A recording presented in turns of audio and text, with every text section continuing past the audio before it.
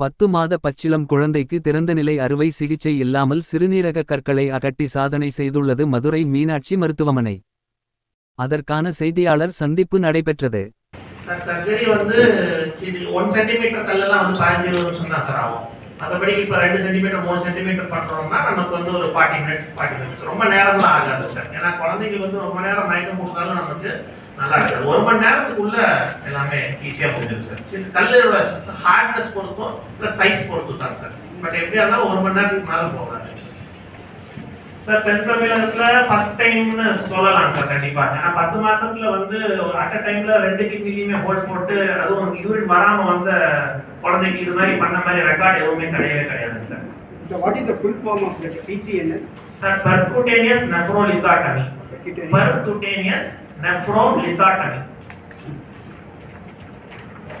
10 months குழந்தைக்கு சவாலான விஷயம். எவ்வளவு பெரிய சவாலா இருக்குது சார்? கண்டிப்பா பெரிய சவால் சார். ஏன்னா குழந்தை வரப்ப 48 மணி நேரம் ஒண்ணுக்கே போகல அப்படின்றப்ப நீங்க அடுத்து விட்டோம்னா நமக்கு யூரின் உள்ள தங்குறதுனால இருக்க எல்லா சேதமும் வந்துடும் சார். நமக்கு மூச்சு திணறல், நீர் கொத்து, எடிமா, இந்த கால்வீப்பு எல்லாமே வந்துடும் சார். கிரியாட்டின் வந்து 4.4 சார். பெரியவங்களுக்கு இருக்கிற 4.4 ஜாஸ்திங்க சார். குழந்தைக்கு 4.4ன்றது ரொம்ப ரொம்ப ரொம்ப அதிகம் சார். ஏன்னா நார்மல் வந்து 0.5 தான்.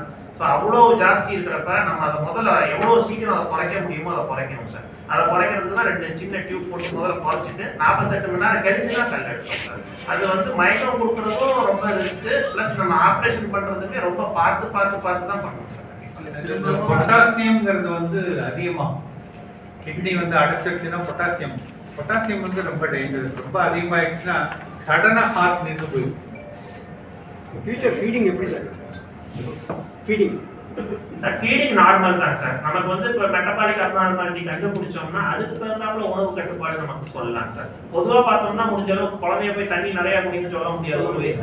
நம்ம முடிஞ்ச அளவுக்கு கொஞ்சம் கொடுத்து பழக்கலாம் சார். மற்றபடி என்ன அப்நார்மாலிட்டி வருதோ அதுக்கு தகுந்தாப்புல நம்ம ஃபுட் ஹேபிட் சொல்லி கொடுக்கணும் சார். பாதிப்பு வந்த குழந்தைக்கு மீண்டும் வருவதற்கு 50% வாய்ப்பு இருக்குன்னு சொல்லுவாங்க.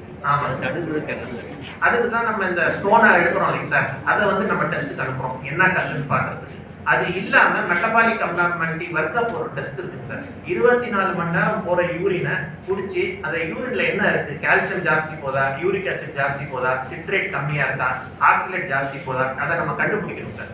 அதை கண்டுபிடிச்சி அது வராமல் இருக்கிறதுக்கு என்ன ட்ரீட்மெண்ட் கொடுக்க முடியுமோ அதை கொடுத்துட்டோம்னா நமக்கு நல்லா குறைச்சிடலாம் சார். திரும்ப வரதுக்கான வாய்ப்பை வந்து முடிஞ்ச அளவுக்கு அவாய்டும் பண்ணலாம், நல்லாவும் குறைச்சிடலாம். இந்த செய்தியாளர் சந்திப்பில் மருத்துவ நிர்வாகி மருத்துவர் கண்ணன், யூராலஜி மற்றும் ஆண் இனப்பெருக்கவியல் முதுநிலை நிபுணர் மருத்துவர் பால் வின்சென்ட், யூராலஜி துறை தலைவர் மற்றும் முதுநிலை நிபுணர் மருத்துவர் ரவிச்சந்திரன் மற்றும் யூராலஜி நிபுணர் மருத்துவர் வேணுகோபால் கோனங்கி உள்ளிட்டோர் கலந்து கொண்டனர்.